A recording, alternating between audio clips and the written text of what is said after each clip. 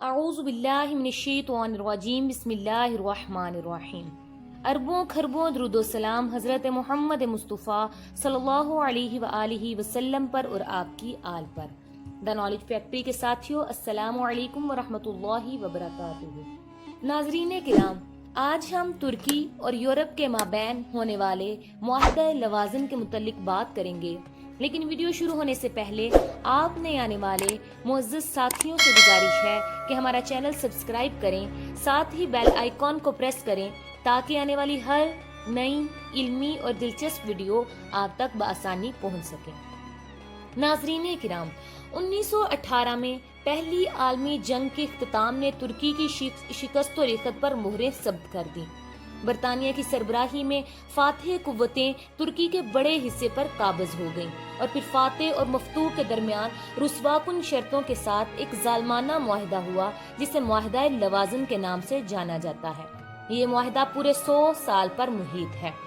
معاہدہ لوازم کا انعقاد سوئٹزرلینڈ کے ایک شہر لوازن میں 24 جولائی 1923 کو اتحادیوں اور ترکی کے درمیان طے پایا تھا۔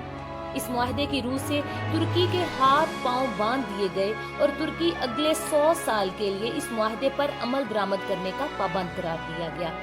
معاہدے کی دفعات اور ان دفعات میں پوشیدہ یورپ کی مسلم دشمنی بھی ملاحظہ ہو۔ نمبر 1، اسلامی خلافت ختم کی جائے گی اور اس کی جگہ سیکولر ریاست قائم ہوگی۔ نمبر 2، عثمانی خلیفہ کو ان کے خاندان سمیت ملک بدر کیا جائے گا۔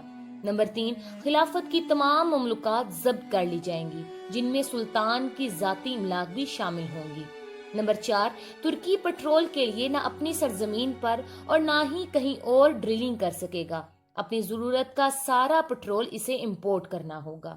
نمبر 5، باسفورس عالمی سمندر شمار ہوگا اور ترکی یہاں سے گزرنے والا کسی بحری جہاز سے کسی قسم کا کوئی ٹیکس وصول نہیں کرے گا، یعنی 100 سال تک۔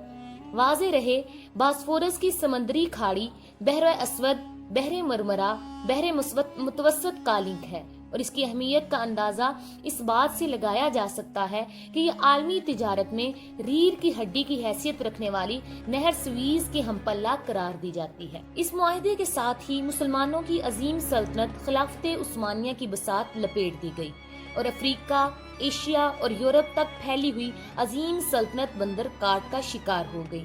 نمبر 1، عراق، اردن، فلسطین برطانیہ کے کنٹرول میں چلا گیا۔ شام، لبنان، الجزائر اور لیبیا فرانس کے قبضے میں آئے۔ اناطولیہ اور ارمینیا کو ترکی سے کاٹ کر آزاد ملک بنا دیا گیا۔ حجاز مقدس آل سعود کے قبضے میں موجودہ مملکت سعودی عرب کی صورت میں چلا گیا۔ نمبر 5، خلیفہ کی ملک اور بیرون ملک جائیدادیں ضبط کر کے ملک بدر کر دیا گیا۔ اسی پر بس نہیں، بلکہ خلیفہ کی معزولی کا پروانہ لے کر اسے صہیونی لیڈر رہزل کو بھیجا گیا، جسے خلیفہ نے اس فلسطین کو یہودیوں کے حوالے کرنے کا مطالبے پر اپنے دربار سے دھتکارا نکالا تھا۔ صہیونیوں کی جانب سے یہ لہراتا ہوا وہ خنجر تھا جو خلافت کی قبا چاک کرتا ہوا فلسطین کے سینے میں اتر گیا۔ ظلم کی یہ داستان جو مسلمانوں کی یکجہتی پر کھلا وار تھی، 2023 میں انجام کو پہنچنے والی ہے۔ پھر ترکی اپنے علاقے مانگے گا، ملک میں تیل نکال سکتا ہے، اور سب سے بڑی بات یہ کہ اسلام کے نفاذ اور خلافت کی واپسی کی بات کر سکتا ہے۔ قیادت بھی جی دار ہے۔ یہی سبب ہے کہ یہودیوں کے سینوں میں آگ لگی ہوئی ہے۔ وہ 2023 سے پہلے امت مسلمہ کا قلع کما کرنا چاہتے ہیں۔ آئیے امت مسلمہ کی بقا اور اس کی سلامتی کے لیے مل کر کام کریں۔ آج کے لیے اتنا ہی، پھر ملیں گے ایک نئی علمی اور دلچسپ ویڈیو کے ساتھ۔